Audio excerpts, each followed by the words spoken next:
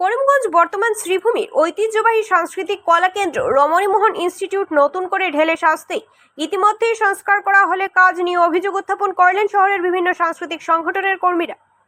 বহু অভিযোগ উত্থাপন পরিপ্রেক্ষিতে শুক্রবার শ্রীভূমি জেলা আয়ুক্তের কাছে স্মারকপত্র প্রদান করেন সাংস্কৃতিক সংগঠনের কর্মীরা। মিডিয়ার সামনে ক্ষোভ প্রকাশ করে সাংস্কৃতিক কর্মী মনোজিৎ চৌধুরী উল্লেখ করেন, করিমগঞ্জের ঐতিহ্যবাহী সাংস্কৃতিক কেন্দ্র রমণীমোহন ইনস্টিটিউট পুরনো স্বাক্ষর বহন করে আসছে। সংখ্যাতীত শিল্পীরা ওই সাংস্কৃতিক কেন্দ্রে নিজের নিবেদন মেলে ধরে পরবর্তীতে সাংস্কৃতিক অঙ্গনে দাফিয়ে বেড়াচ্ছিলেন। তারই সাক্ষী হয়ে এখন অনেক রয়েছেন। বর্তমানে পুরনো সাংস্কৃতিক কেন্দ্র নতুন করে সাজাতে প্রথম দফায় 25 লক্ষ টাকার পরবর্তীতে আরও 25 লক্ষ টাকা মঞ্জুর করা হলেও প্রতিষ্ঠানের বাহিরে চাকচিক্যময় করে তোলা হলেও প্রতিষ্ঠানের ভিতরে তেমনটা কাজ করা হয়নি বলে অভিযোগ উত্থাপন করেন তিনি। কাজের ঠিকাদার নিজের মন মতো কাজ করেন, যা তাদের অসন্তুষ্টির কারণ হয়ে দাঁড়িয়েছে। মঞ্জুরিকৃত অর্থ দিয়ে বাহিরের মতো ভিতর যাতে সুচারুরূপে কাজ সম্পূর্ণ হয় তার জন্য জেলা আয়ুক্তের কাছে আবেদন জানান মনোজিৎ বাবু সহ অন্যান্যরা। আমি তো এই কাজ শেষ হওয়ার পরে আমি আর দেখি নাই, যা শুনলাম মনোজিৎদার কাছ থেকে, এটা হয়তো এটা মানে পূর্ণ কাজ বলা যায় না, এটা অর্ধসমাপ্ত কাজ। অর্থাৎ যে এটা শুধু বাইরে দিয়ে তো কোনো অনুষ্ঠান হবে না, ভিতরে যদি স্টেজটা ভালো থাকে, এখানে শিল্পীরা আসবে, কালচারাল অ্যাক্টিভিস্টটা আসবে, তাদের জন্য শৌচালয় এই সমস্ত ব্যবস্থা না থাকলে এটা তো একটা বিপজ্জনক স্থান হবে। বসার কোনো ব্যবস্থা, আমি কিছুদিন আগে গিয়েছিলাম, তখন বসার কোনো চেয়ার মানে বেঞ্চ টেঞ্চ কিছু নেই, চেয়ার নেই। এগুলো তো আবশ্যকীয় জিনিস। একটা ইনস্টিটিউটে মানে রমণীমোহন ইনস্টিটিউট এখানে আগে ছিল, একদম পুরোনো সমস্যা যখন শুরু হয়েছিল নিশ্চয়ই ভালো ভালো লম্বা লম্বা বেঞ্চ ছিল, এগুলো এখন বর্তমানে ওদিকে এটা তো ভালোভাবে সংস্কার করতে হবে। যদিও এটা পুরনো বিল্ডিং, এটা সম্ভবত ভিতরে একটু উঁচু করতে লাগতে পারে, এগুলো বাকি। তারপরে স্ক্রিন, উইং এবং স্কাই কথা তিনি বলেছেন, এগুলো সমস্ত জিনিস দেখতে হবে। এগুলো পূর্ণ না হলে তো এটা কাজে ব্যবহৃত হয়, শিল্পীদের জন্য কাজে ব্যবহৃত হয়। আমি দেখেছি আরও কি ওই মেলা হয়ে গেছে এখানে, অর্থাৎ নিশ্চয়ই এখানে বেঞ্চ টেঞ্চ কিছু ছিল না, এটা খালি পরিত্যক্ত ঘরের মতো, গতিকেই ওখানে ওই বৈশাখী মেলা হয়েছে। তো এটা দেখে আমি বুঝতে পেরেছি যে এটা একটা কোনো প্রকারের সাংস্কৃতিক কার্যকলাপের জন্য ব্যবহৃত রুম না, এই জন্য এটা হয়েছে। নাহলে কি বেঞ্চ টেঞ্চ থাকলে এগুলো হয় না, এই জন্য তো মেলা হওয়ার তো কথা নয়। যাই হোক, এটা অ্যাকচুয়ালি উদ্যোক্তা তারা মূল যারা সংস্কৃতির সঙ্গে যুক্ত আছেন, যারাই এখানে সাংস্কৃতিক কার্যক্রম করে যারা বড় হয়েছেন, তাদের এখানে ইতিহাস হয়েছে, তারাই উদ্যোগী হয়েছেন। আমি শুধুমাত্র সঙ্গে এসেছি। তো যারা এসেছেন মূল যারা উদ্যোক্তা, তাদের উদ্দেশ্য বা তাদের স্বপ্ন যাতে সফল হয়, এটাই কামনা করছি।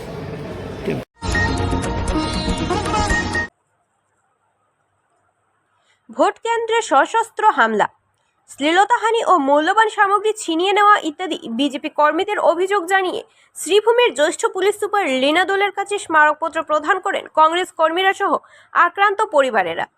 শুক্রবার করিমগঞ্জ জেলা কংগ্রেস সভাপতি তাপসকান্তি পোরখাইস্তের নেতৃত্বে এক ঝাঁক কর্মীরা সহ আক্রান্ত পরিবারের জেলা জ্যেষ্ঠ পুলিশ সুপার লীনা দোলের সঙ্গে সাক্ষাৎ করে কিভাবে কংগ্রেস কর্মীরা আক্রান্ত হন বিজেপি কর্মীদের হাতে তা বিশদভাবে ব্যাখ্যা করেন কংগ্রেসীরা সহ আক্রান্তের পরিবারেরা।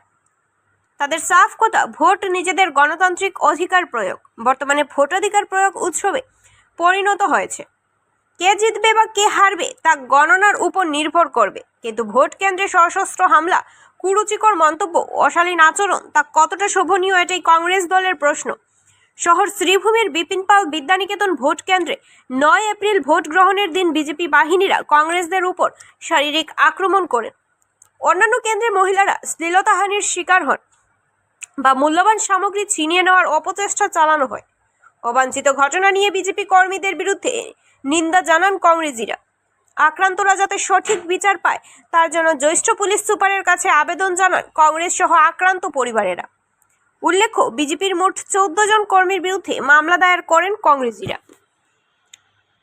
দেখেছিলাম যে নির্বাচনের দিন গণ্ডগোলটা হয়েছে আমাদের বিপিনপাল স্কুল সেন্টারে এবং পাতারকান্দিতে বিক্ষিপ্ত ঘটনা ঘটেছে। বিপিনপাল স্কুলে 4টা অবধি ভালো চলছিল।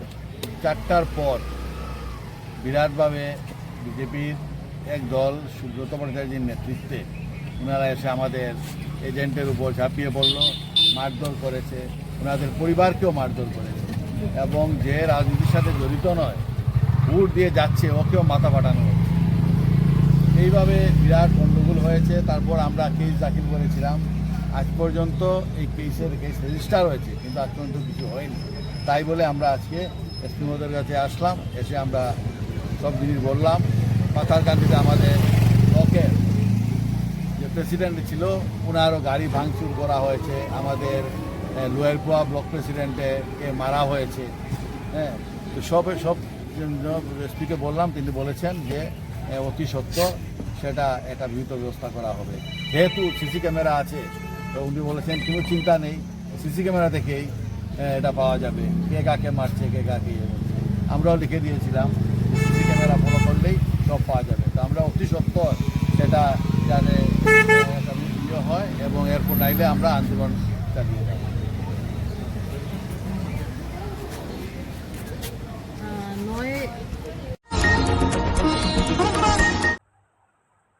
শিলচর মেডিকেল কলেজ হাসপাতাল রোড সংলগ্ন ক্যান্সার হাসপাতাল ও আলিচিকর রোডের সংযোগস্থলের প্রবেশমুখ দীর্ঘদিন ধরে বেহাল অবস্থায় পড়ে রয়েছে। এর ফলে চরম দুর্ভোগের শিকার হচ্ছেন স্থানীয় বাসিন্দা ও পথচারীরা। এই গুরুত্বপূর্ণ ও ব্যস্ত রাস্তা দিয়ে প্রতিদিন ক্যান্সার হাসপাতালের রোগী, তাদের পরিবারের সদস্য সহ অসংখ্য সাধারণ মানুষ এবং বিভিন্ন ধরনের যানবাহন চলাচল করে। কিন্তু রাস্তার জরাজীর্ণ অবস্থার কারণে প্রায়ই তীব্র যানজটের সৃষ্টি হয়েছে। বিশেষ করে জরুরি পরিষেবায় গাড়ি যেমন অ্যাম্বুলেন্স চলাচলে বড় ধরনের বাধার সম্মুখীন হচ্ছে, যা রোগীদের জন্য মারাত্মক ঝুঁকির কারণ হয়ে দাঁড়াচ্ছে। স্থানীয়দের অভিযোগ, রাস্তার ভাঙাচোরা অংশ এবং অবকাঠামোগত দুর্বলতার কারণে প্রায়ই ই-রিক্সা ও ছোট যানবাহন দুর্ঘটনার কবলে পড়ছে। ফলে এলাকায় প্রতিদিনই বাড়ছে আতঙ্ক ও অনিশ্চয়তা। এলাকাবাসীর আশঙ্কা, দ্রুত সংস্কারের উদ্যোগ গ্রহণ না করা হলে ভবিষ্যতে বড় ধরনের দুর্ঘটনা ঘটতে পারে। এই প্রেক্ষাপটে স্থানীয় বাসিন্দারা সংবাদ মাধ্যমের মাধ্যমে পূর্ত বিভাগ ও প্রশাসনের কাছে জরুরি ভিত্তিতে রাস্তাটি সংস্কারের দাবি জানিয়েছে। তাদের স্পষ্ট বক্তব্য, সাধারণ মানুষের দৈনন্দিন যাতায়াত এবং রোগীদের নিরাপত্তার স্বার্থে অবিলম্বে এই গুরুত্বপূর্ণ সড়কের সংস্কার অত্যন্ত জরুরি। ক্যান্সার হসপিটালের ঠিক পয়েন্ট আর শিলচর মেডিকেল রোডের লগে লাগাই। আর এদিকে আপনার first link road, second link road কাজ চলে, রাস্তা বন্ধ, যার লাগে এটার মধ্যে খুব প্রেশার হয়েছে। আর আমরা এই বাংলার কারণে এদিকে অ্যাম্বুলেন্স বা অন্যান্য গাড়ি উঠানামা করতে খুব বেশি অসুবিধা হয়। তো আমরা এই অঞ্চলের পক্ষ থেকে আমরা কাছাড় প্রশাসন তথা পিডব্লিউডি বিভাগের কাছে অনুরোধ করি যে অতি সত্বর আমরা এই তোমাটা রিপেয়ারিং করিয়া দেওয়া হোক, নতুবা এখানে কোনো ভয়ঙ্কর দুর্ঘটনা বর্তমানে কিছু কি বেদান পাল্টি খাইছে। তো বর্তমানে আমরা অনুরোধ হইল অতি সত্বর আমরা এই তোমাটা বানাইয়া দেওয়া হোক বা রিপেয়ারিং করিয়া দেওয়া হোক। যেহেতু ভিতরে একটা হসপিটাল আছে কাছাড়, বর্তমানে গাড়ি উঠে দেবো খুব। কাছাড় জেলার কাঠিগড়া অঞ্চলে চুরির ঘটনা ক্রমশই বেড়ে চলেছে। এরই মধ্যে গত বৃহস্পতিবার গভীর রাতে কাচিরাইল চা বাগানের মাদুয়া কর্তিপাড় এলাকা থেকে একটি অটোরিক্সা চুরির অভিযোগ উঠেছে, যা এলাকায় চাঞ্চল্যের সৃষ্টি করেছে। অভিযোগ অনুযায়ী অটোর মালিক টুটন দে তার AS11FC 4211 নম্বরের অটোরিক্সাটি প্রতিবেশী সঞ্জিত পালের বাড়িতে রেখে গিয়েছিলেন। রাত প্রায় 2:30টার সময় সঞ্জিত পালের কাছ থেকে খবর পেয়ে ঘটনাস্থলে পৌঁছে তিনি দেখতে পান অটোরিক্সাটি আর সেখানে নেই।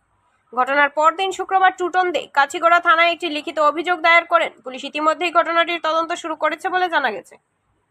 আমার নাম টুটন দে। গতকালকে রাত্রে আমার অটো রিক্সা একটা চুরি হয়েছে। অটোর নম্বর হইলো AS11FC 4211। আমার বাড়ি হইলো মধ্যকরতির পাড়, এখান থেকে চুরি হয়েছে। আমার গাড়ি যার বাড়িতে রাখি তার নাম হইলো সঞ্জিত পাল। এই গাড়িটা যদি কেউ কোনো মানে দেখিয়া তখন মানে অতি শীঘ্রই এটা মানে কন্ট্যাক্ট করলাম। যার বাড়িতে রাখতো এর নাম কি জান? সঞ্জিত পাল। কে জানাইছে তোমার অটো পেয়েছে? আমাদের তো কাকেও জানাইছে। কয়টার সময়? হয়তো তাই মানে 2:30 বাজে। তো সোসিয়া ফায়ার দেওয়া যায়। সন্দেহ আছে? সন্দেহ তো এরকম কেউ নাই। কেউ যদি দেখিয়া দেখো কোনো জায়গাতে এই অটোটা আমারে জানাইবা। আমার নাম্বার 9365173714। গাড়ি নাম্বার AS11FC 4211।